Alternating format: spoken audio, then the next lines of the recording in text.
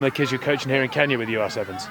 Actually, it was more of an eye-opener, and it was a great experience, first of all, working with the two coaches, Tom and Oli. I got to learn a lot of stuff, and as well, got to see another side of another country, their perspective of rugby. It was really good. In terms of player group, they're really talented.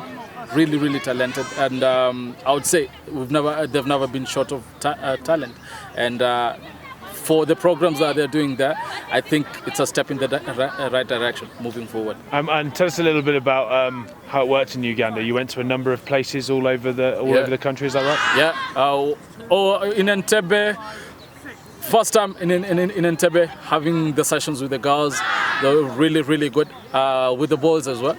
All right, and I got to see how much talent they got and how much potential they got. Just harnessed in the right direction. They're in the right spot, really. Is that in men and women? Yeah, men and women. Yeah, all the way from the age grade to the seniors. It's a good bond. And you got to spend some time with the women's national team, is that correct? Yes, we got to spend some time with the women's national team in Kampala. That was a brilliant session we had. And for me, what really stood out is the fact that just to be given the opportunity to be in a setting where I impart something in a national team setting, at the same time getting to see what standards they're holding themselves to, and also getting to challenge the girls moving forward. And what similarities are there between especially youth rugby and women's rugby, and going through the age grades in Kenya to Uganda? What do you see that are similar, and how is rugby helpful, not just on the field but off the field here in East Africa?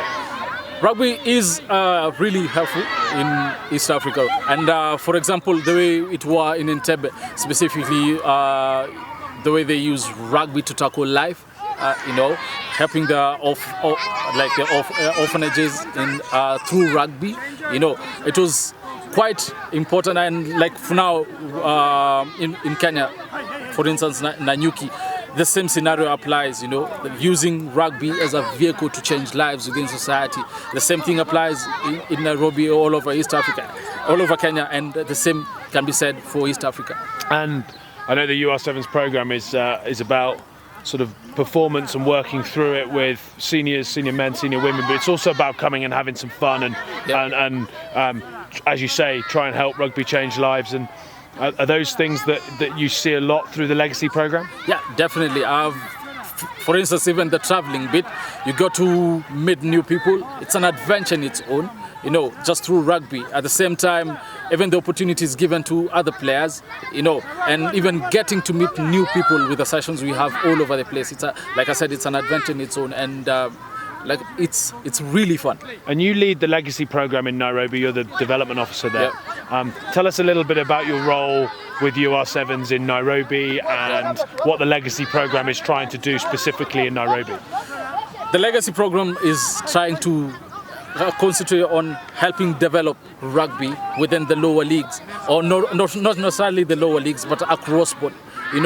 Making sure the players got to understand the basics of the game, got to understand the game a little bit better, and of course, in the instances where the coaches are not, which we are short of in Kenya, try to provide that platform where players can access the quality in terms of skills management or skills coaching, So as an LDO, what I facilitate that, the different sessions we get to do in the different areas, and of course the logistics around that, getting to know what needs to be done at what particular time, or where for that particular match. What sort of places are you visiting? Schools, universities, or what is it? It has been across board. We've gone to schools, we've gone to primary schools, secondary schools, we've gone to community clubs, we've gone to the senior clubs as well.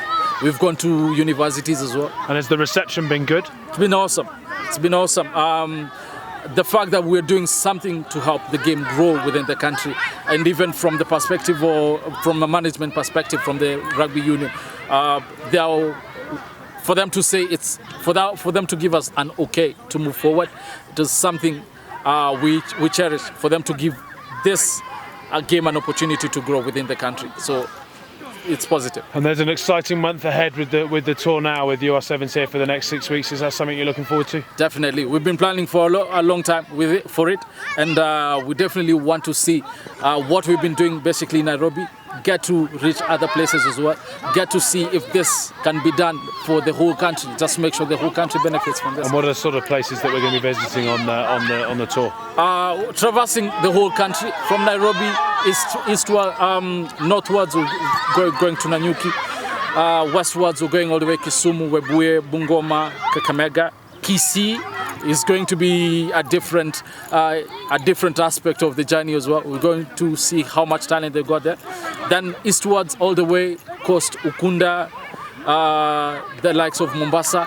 You know, it's going to be a really enticing journey we're looking forward to. Great stuff. Yep. Looking forward to it. Cheers, Kenny. Thank you.